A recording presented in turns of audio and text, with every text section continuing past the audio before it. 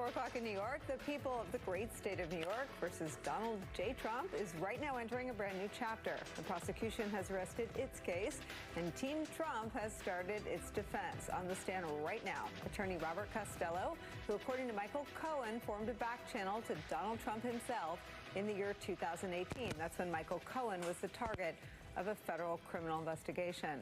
Costello claiming that Michael Cohen told him Trump did not know about the hush money payments to Stormy Daniels. Cohen has testified on direct that he was still in protect Trump mode at the time, that he didn't tell Costello. The prosecution rested its case, though, just in the last hour after methodically, brick by brick, restating the elements of their criminal case against the ex-president. They sought to clean up some of the damage done by Trump defense attorney Todd Blanch with an assist from their star witness, Trump's ex-attorney, Michael Cohen. Prosecutor Susan Hoffinger bringing the case back to its basics. As the New York Times reports, quote, "Are you actually on trial here in this case?" Hoffinger asked Michael Cohen. "No," he said. Through her questions, Hoffinger made an obvious point, that the defense was seeking to make Michael Cohen look like a criminal. But ultimately, the jurors aren't here to judge Cohen's criminality. They're here to judge Trump. Hoffinger also reminding the jury that Michael Cohen already pleaded guilty to the very crime that Donald Trump is accused of trying to cover up: campaign finance violations for the payments to Stormy Daniels. And prosecutors, after a lengthy and tense back and forth with the defense, entered into evidence this photo.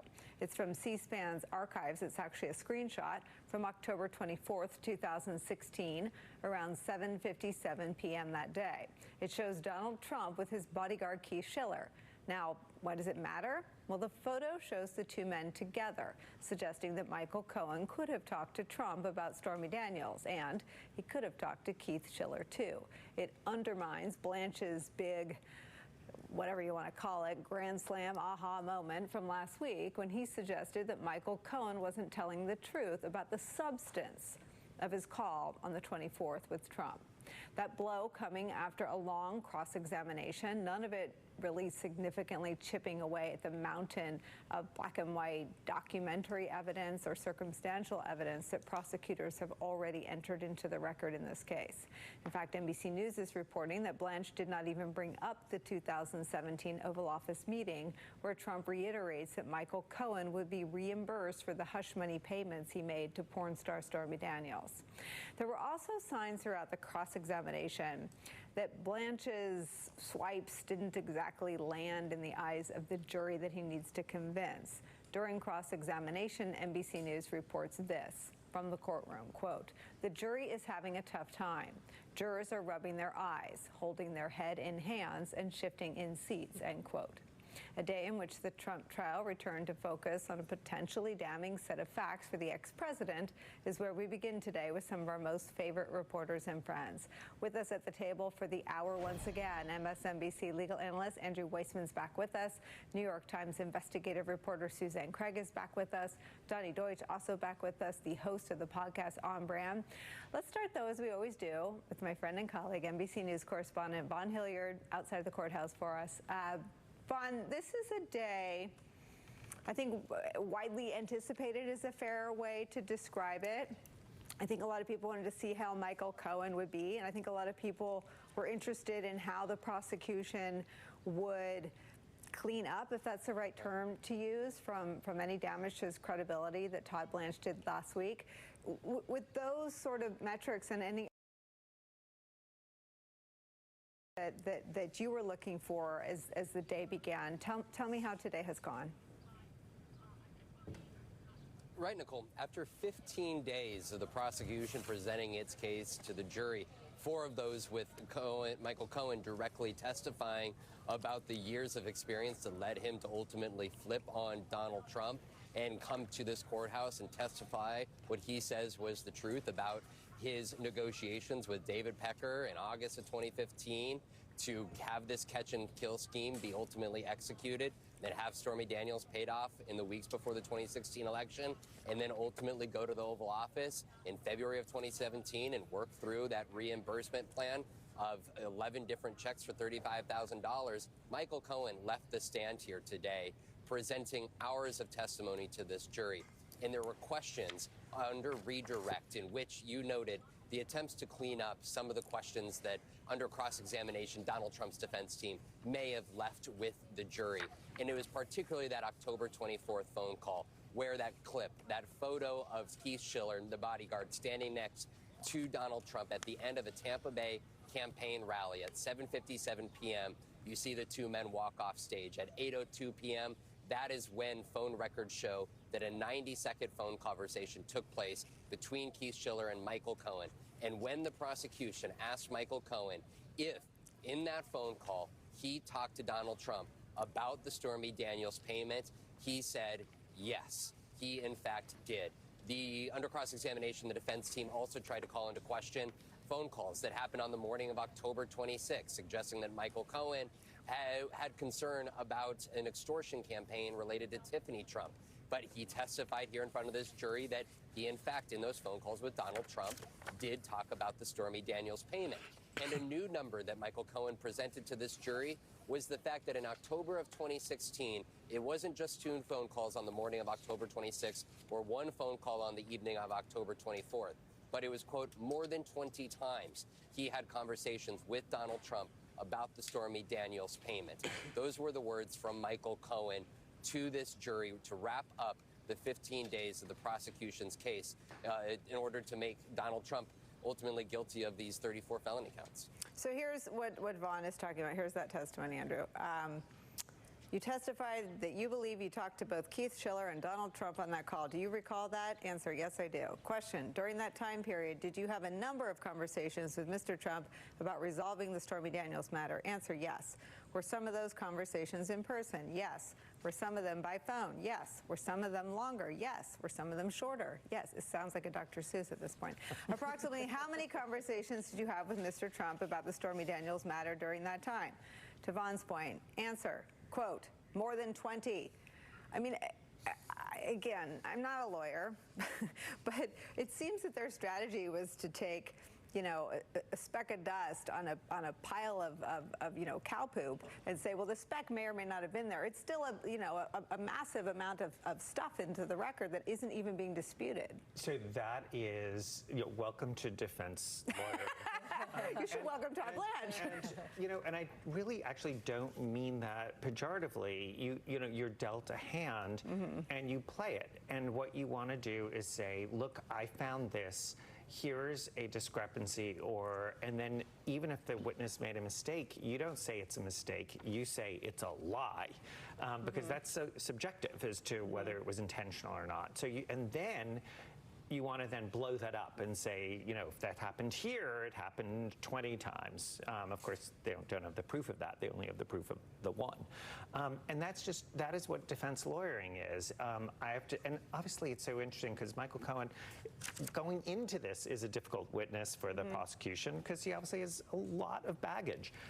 You know, so that's clear. But I have to say, I think Susan Hoffinger, really shown on, and you can see her experience. You know, she is a very experienced defense lawyer as well as a prosecutor, and I think that helps. And I think the biggest star of who did really well is Michael Cohen. You know, all of the sort of concern about was he going to be volatile, was he going to fight needlessly, maybe little pieces, but in general, I think the prosecution has to think, and I'm sure his counsel thinks, he really held up. And you know what? This is a guy who, like, of course he's there because of his own choices in life, but he has been through a lot. And you know what? Having the whole world focusing on you and the entire Trump machine focused on you as well to dig up every speck of dirt. It's going on right now as we speak. Yeah. You know, that's difficult. And I have to say, I was surprised that he held up. Yeah, so well. What I think is interesting, when I keep going back to David Kelly's interviews on this program, it's disorienting, right? Because I'm watching the way I would watch a television show, right? Trump has always succeeded in making his sordid criminal life, like a TV show. And I'm thinking, wow, they really landed some blows on him. But what are the blows? That he committed crimes? He committed the same crimes Trump's on trial for. I mean, this is about whether or not the jury can become convinced of the evidence that the Southern District of New York was convinced of when they named Trump Individual 1, the unindicted co-conspirator. So it seems that whether or not Cohen committed a crime isn't the question. Is it simply a defense strategy to try to change the question? Well, this is why you know, I think if you're the prosecution, and certainly when I was a prosecutor, I wanted a really smart jury. Because a lot of what happens on the defense side, and again, I don't say this pejoratively, is theater. And the more you can say, look at the birdie, look over here, the better. And that's why, you know, when I've been talking to you about this and you're like, well, couldn't they just focus the jury on, like, think of all the evidence you knew even before he took the stand. I'm sure that is one of the things you're going to hear. And in many ways, so much of what Michael Cohen said is corroborated, and you kind of knew what the story was beforehand. And the jury will decide if that was enough, right? We have no idea. Exactly. Vaughn, since I've been on the air, it's been 11 minutes and 7 seconds. I've been hearing that there's something dramatic happening in the courtroom. Because I was wrapped by your report and Andrew's analysis, I don't know what it is. Bring us inside what's unfolding. The courtroom was momentarily just cleared here of the gathered press as well as the jury because Judge Merchan wanted to admonish Robert Costello, the current witness brought forward by the defense team for Donald Trump.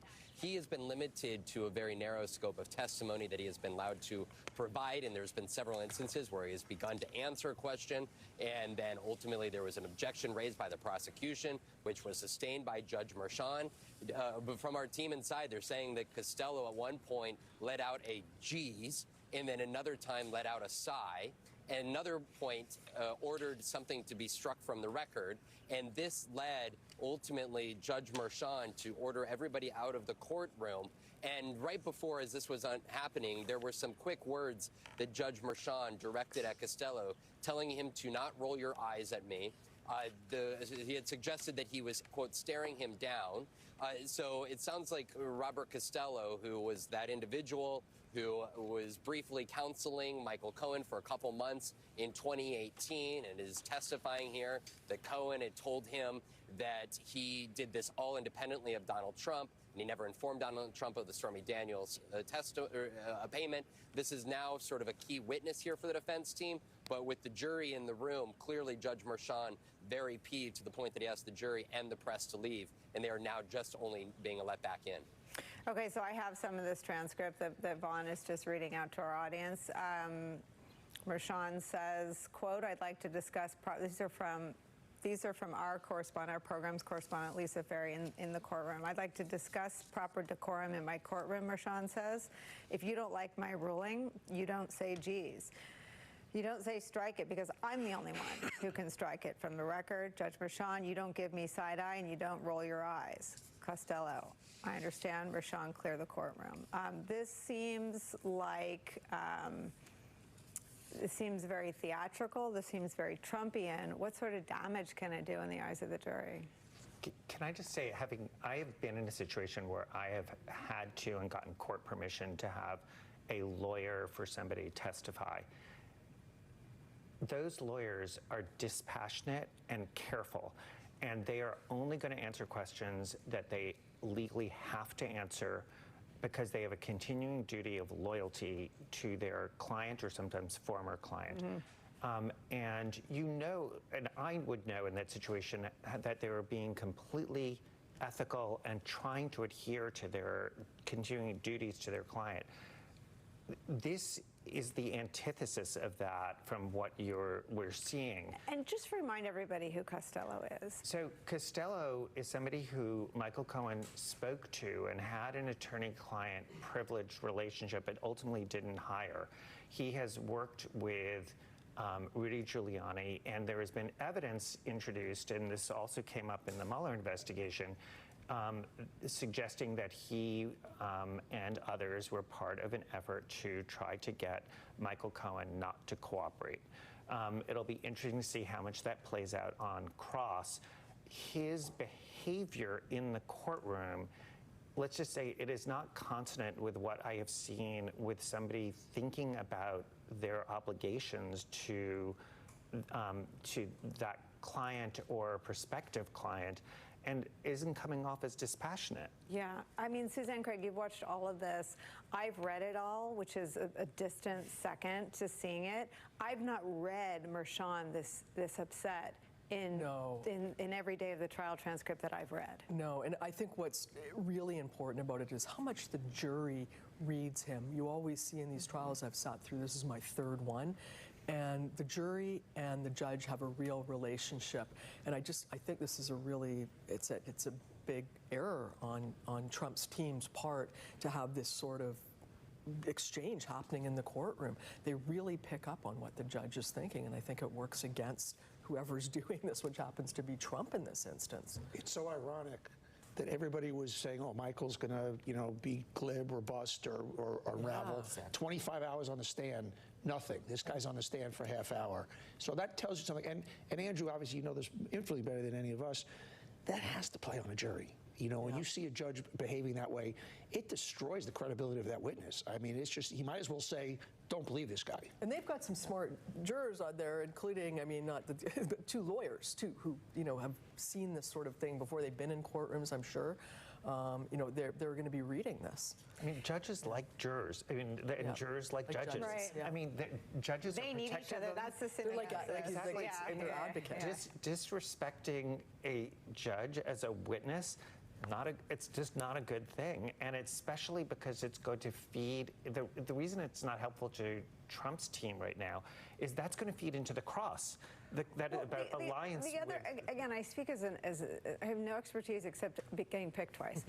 We're sitting there as a juror, and I know there are technical aspects to bank fraud, and there are 19 but you're trying to figure out if this guy is as mobbed up as the people that have gone to jail for him, his banker and the star witness. And when some guy comes up talking in a way that makes Judge Mershon clear the courthouse to talk about decorum. And to Donnie's point about Michael Cohen, after Michael Cohen has kept his cool through 4 days. It adds a credibility to Michael because you go, I totally agree. Yeah. And what's interesting, you put this together with Trump closing his eyes, and if I'm a juror, I kind of go, this side doesn't take it seriously. This side thinks they're above it. This side thinks they don't have to be here. Nobody wants, and kind of works on you a bit. I mean, it just that these are human beings, and I, as I said, have never been a trial attorney, but having sat through thousands of focus groups in my life, people are people, and they react a certain way. Exactly. I don't know if this applies in a courtroom, but in politics, there's a curve, right? I mean, Cohen is there as the co-criminal. He's not, I mean, the Pope was busy. The Pope couldn't testify in Donald Trump's criminal trial. He was on CBS last night. I mean, lots of, and again, I only know what I know from mob movies and David Kelly and you, but it seems that there has to be at least one example in time where someone who had lied before and maybe even gone to jail was viewed as credible by a jury.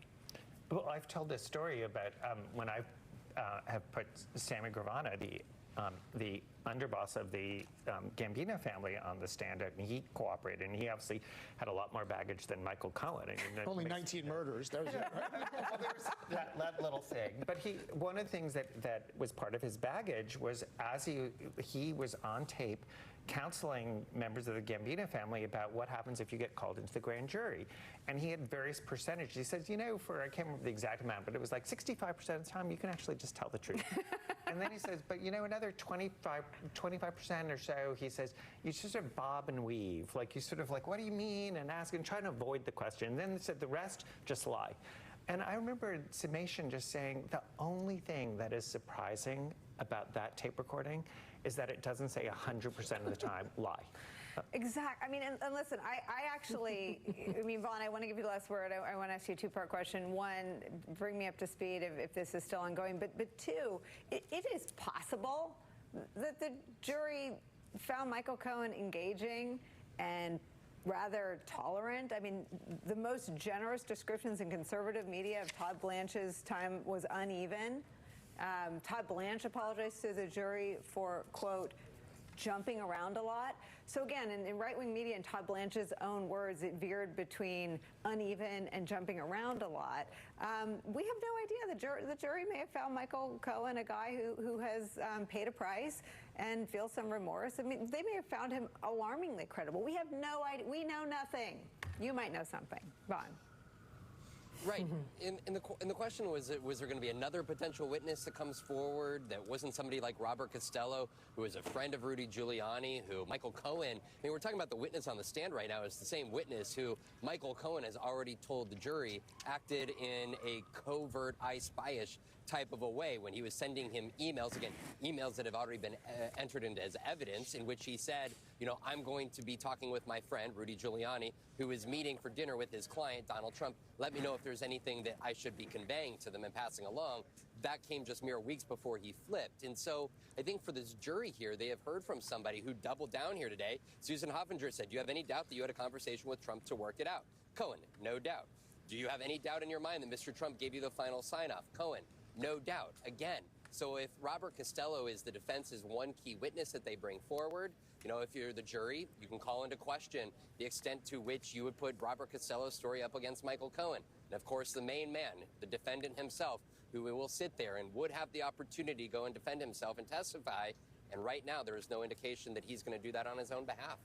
All right, we have to sneak in a commercial break. No one's going anywhere. This is an ongoing situation. It is a breaking news situation. We're going to dive into our phones and read and learn what we can about these dramatic moments inside the courthouse right now. We'll continue to follow this testimony of Robert Costello. Plus, at some point next week, the presumptive Republican presidential nominee could possibly, it is possible, be a convicted felon. We'll talk to a longtime journalist, former Clinton White House Communications Director George Stephanopoulos, about how our politics has arrived at this moment. Much more still to come. Don't go anywhere today. We're back with Andrew, Sue, Donnie, and Vaughn. Vaughn, I want to come back to you on this dramatic moment unfolding inside Judge Juan Merchan's courthouse. Our colleague Lisa Rubin tweeted this a couple minutes ago. And one of the wildest things I've ever seen in court, Judge Merchan just cleared the courtroom after accusing Trump witness Robert Costello of, quote, staring me down, after the judge admonished him for visibly and audibly reacting to objections that Merchan sustained. Sue Craig is reporting that Merchan has been sort of at the end of his rope, patience-wise, all day. This seems to put him over the edge. What's happening right now? We understand that Costello is being, the cross is underway, and the people are questioning him now. Do you have any insights into how that's going? Right, the defense has already finished their questioning. It was rather brief of Robert Costello. This is, I think, worth noting from Costello. He did say Michael Cohen said numerous times that Trump didn't know, that Cohen did it on his own, and he repeated that numerous times. Again, getting that out of Robert Costello for the defense was key, but the prosecution has pushed back, and they are currently asking Robert Costello their own line of questioning, because this is that time frame from April 2018 when Michael Cohen's home, his apartment, hotel were raided, his phones were taken from him, and he turned to Robert Costello in those intervening months as somewhat of an informal counsel to talk through that. This came before he ended up working with federal investigators and entering that guilty plea in August of 2018. So the prosecution will make the case to the jury that Robert Costello's words only mean so much because Michael Cohen has already said he was lied and was lying to people like Robert Costello because he did not intend to ever ultimately flip on Donald Trump. But now this was the question of whether the prosecution would get the chance to ask questions of somebody like a Robert Costello, and they are now having that opportunity. Of course, we expect the courtroom to be dismissed here in a matter of minutes, though.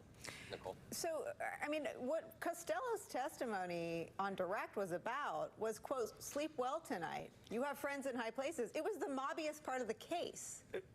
So all of that actually came up and was uncovered during the Mueller investigation and was cited in Volume 2, which was about obstruction of justice. And this was one of the allegations that's in there, which was a series of emails which were used to be essentially telling Michael Cohen, you can sit tight and don't worry, the President of the United States has your back. And there was a lot more around that. One of the things, cross-examination is going on as we sit here, and just reading the notes being taken out of what is going on, just to Donnie's point, the contrast with Michael Cohen, I think, is going to be really good for the prosecution, because there are things that Costello is sort of denying and making Susan Hoffinger, the ADA, sort of have to work for, which are clearly the case. Like, didn't you think this would be something where you would now be aligned with President Trump and Rudy Giuliani, and this would be good for you because of, like, they're in high places? No. I mean, it's like, come on. I mean, so I just think that and his behavior with the judge, I mean, this is just not how respectable lawyers behave, or at least that's what the jury could find at the end of this. Whereas you had Michael Cohen really just, it's sort of an exemplary performance and under high stress circumstances. I've heard that when Michael talks, he really connects with the jury. I've heard that from a few reporters inside there, and that during the cross, people, the jurors tend to pull back a little bit. And I got to believe if you're a juror and you've given up all this time in your life, you got to be pissed when you see a witness behaving this way, when you see the defendant with his eyes closed. It's got to work psychologically. Are you better than me? That you don't think you need to be here or you should be here? And I think that's just something that's going to be an underlying bedrock in this case here. I mean, back to Judge Bershon. I mean, take me inside what built up to this explosive moment. Well, it seems like it's not just today, but there's just been moments where he's growing increasingly frustrated. And one of the things is just even exhibits coming in. They haven't even agreed that certain exhibits can come in, so they've got to adjudicate each one as it comes in. And there was just another flashpoint today just over the photo that you showed of Donald Trump and Keith Schiller. And that was an important photo because it happened just minutes before that Michael Cohen call to Keith Schiller that we've heard so much about. And there was just a lot of back and forth with the two sides today about that, and they were going to have to bring somebody up from Washington at C-SPAN to verify the integrity of the photo. And Rashawn and all of us was just growing increasingly frustrated with both sides, but it was... He finally managed to get it to a point where I was like, well played, because he got them to agree to get it in, but he's getting tired of this. One of his, again, and I'm reading it, you're listening to it, so you tell me if I have this wrong. One of his either concerns or frustrations or aims seems to be to try to keep some flow, so that in the period between closing arguments and the jury having to deliberate, there's not some gaping holiday weekend. And so some of his exasperation today was on the timing of exhibits and witnesses so that all that could be done. He wants to keep this, I think, really going, we don't know what's in his mind, but we're all thinking, do they want to start deliberations on Thursday and then they're off Friday, 4 days, right? Right, because one of the jurors has a flight at 1:40 in the afternoon on Friday, and then let that hang out all weekend, over a long weekend, and then have them come back Tuesday. So he's trying to now time this so I think closings start next week and we can get this underway in an orderly manner. But that's sort of, you're seeing kind of just, I thought today's, that flashpoint about the photo was just another example, and he's cross. We try to rationalize, and the brain's adaptive mechanisms try to shove Trump into a funnel where things make sense. I mean, maybe Costello wasn't meant to make sense. Maybe Costello was just sort of like a lightning bolt meant to do exactly what he did. Well, think about what Trump showed up with today. It's I have a list somewhere. You couldn't write it. Chuck Zito, an ex-Hell's Angel who's done prison time for drug abuse. Bernie Kerik, who's also done prison time.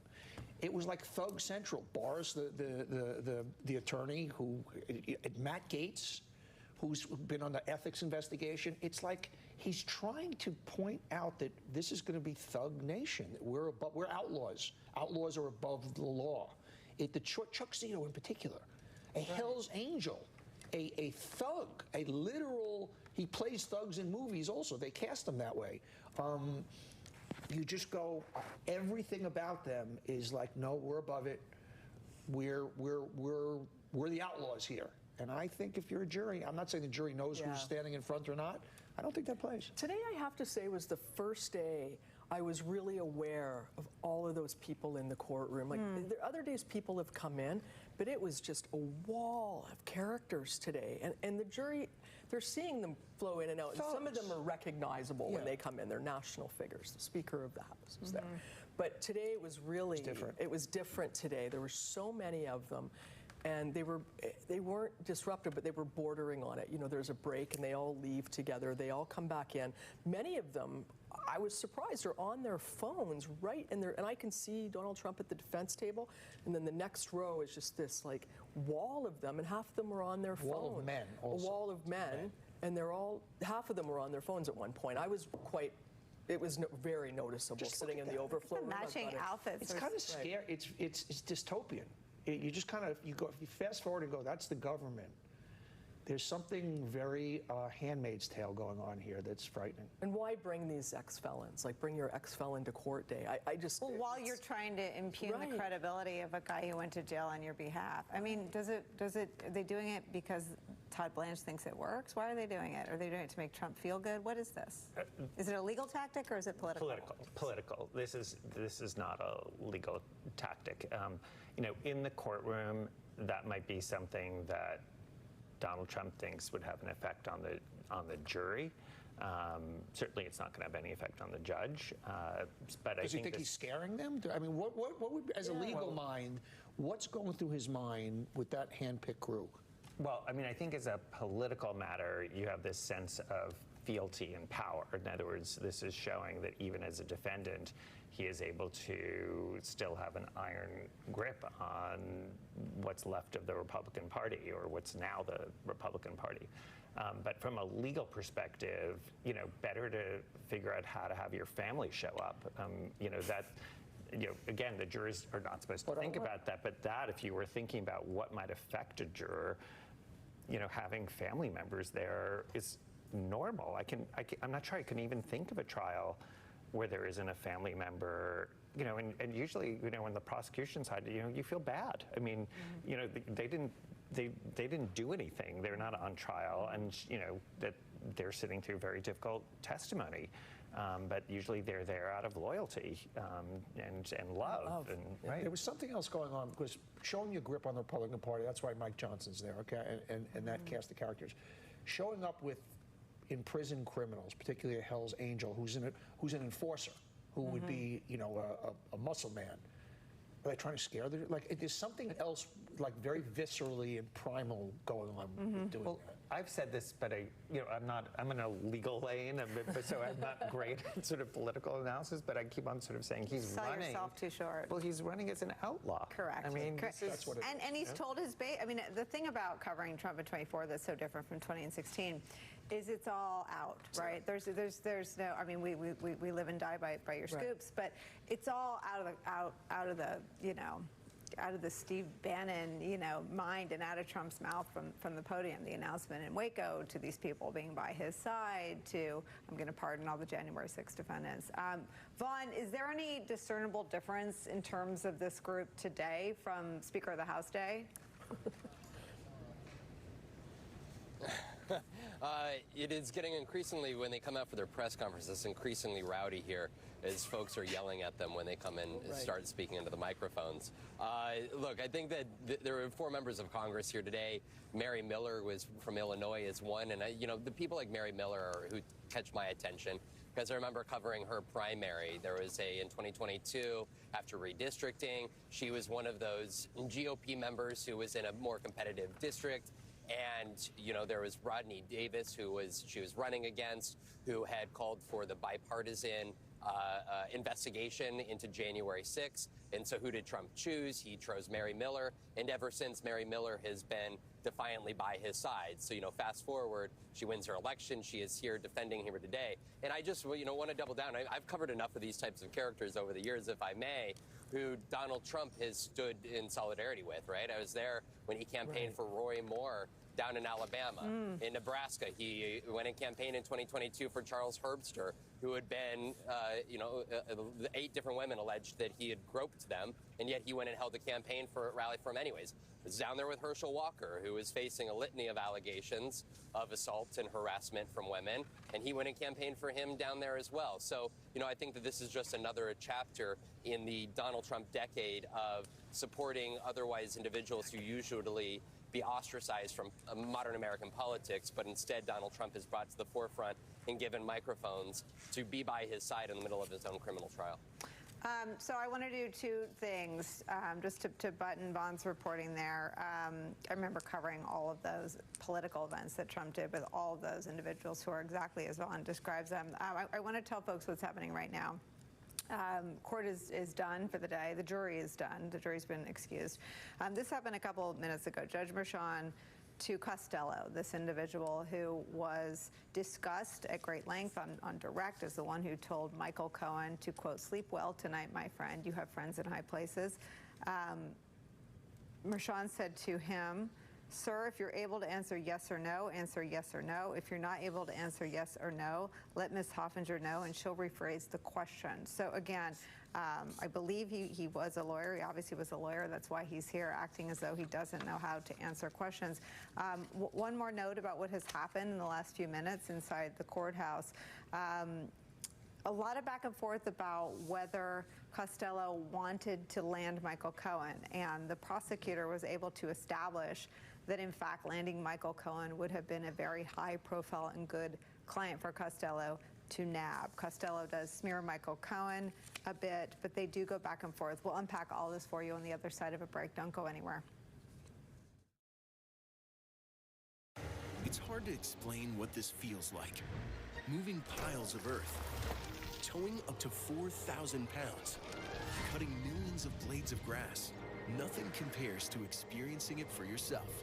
You just have to. Through this breaking news this afternoon, the most dramatic moment to date in the first ever criminal trial of an American ex-president. The judge, Judge Juan Merchan, for the first time in something that seemed to have been building based on our reporting from Suzanne Craig and others, erupted in exasperation, I think is the most accurate way to describe what happened today, clearing the jury from the courthouse and admonishing the defense's only witness, Robert Costello. He's an attorney who was working for Rudy Giuliani, tried to land Michael Cohen, told him to, quote, sleep easy, and assured him that he had friends in high places. What did the defense get that was worth enraging Judge Merchan? Well, I'm not going to be able to answer the was it worth it yet until let's see how the rest of the we've started on cross. There'll be more cross tomorrow. But what did they get that they're going to say was helpful to them? Because I don't think at the end of the day we're going to think it was worth it. But what they got was that right after the searches were done on Michael Cohen, his phone, his home, his hotel, et cetera, that he met with Costello and he said Trump did not know about the Stormy Daniels payments, and Costello has very colorful language. He said, I swear to God, and he repeated that. And then the second thing that they got was Costello saying to Michael Cohen, you're not really the subject of this. Essentially, if you could give up Trump, this whole thing would go away in a week. God knows how he could. By the way, just as someone who has been a defense lawyer and a prosecutor, well, that didn't happen and it wouldn't happen. And by the way, it wasn't just the Southern District, it was also the Mueller investigation. There were 2 criminal cases, and no, it wouldn't go away in a week, and no one says, I would say maybe a bad lawyer says that, but that's just not credible to me. But anyway, those are the 2 things, to say he did not know and he had a motive to sort of fabricate, because if you could use him as your get out of jail free card. And the prosecution had already entered into evidence on direct that Cohen, in Cohen's testimony, said that because he didn't trust Costello not to tell Rudy and for it not to get back to Trump. He was still very much in the family. Right. According to Michael Cohen, he was very concerned that all this information was going back to Rudy and everybody else. So he was sort of keeping, I think, he was actually leading Costello to believe this. He didn't want to tell Costello. So it's a bit of a he said, she said. I was debating on the weekend. I have to say, I was thinking about, because, we'd heard that there was going to be potentially 1 or 2 defense witnesses. And I thought after Friday that they would call him. I was sort of leaning in that direction that they were going to, because I think I'm trying to look at it a little bit from their perspective about how they think it's going and the punches that they feel they've landed. I think that they felt that they really did damage to Michael Cohen on that call. And Michael Cohen was caught off guard about somebody pranking him, and that was really the reason for the call. You know, you could have made the call, and it could have been about the pranks and about the hush money payment, but the way that Michael handled himself on the stand on that, I believe he would say he was confused about it. And I think that they landed something there, and they had momentum, and they wanted to have somebody else come in and impeach Michael Cohen's credibility, because it is all about that. You know, Michael Cohen is the link. He's incredible. How it works is you got a 98% offset, okay? There's big gaps here is when you're selling a whole bunch of electricity back to the utility company.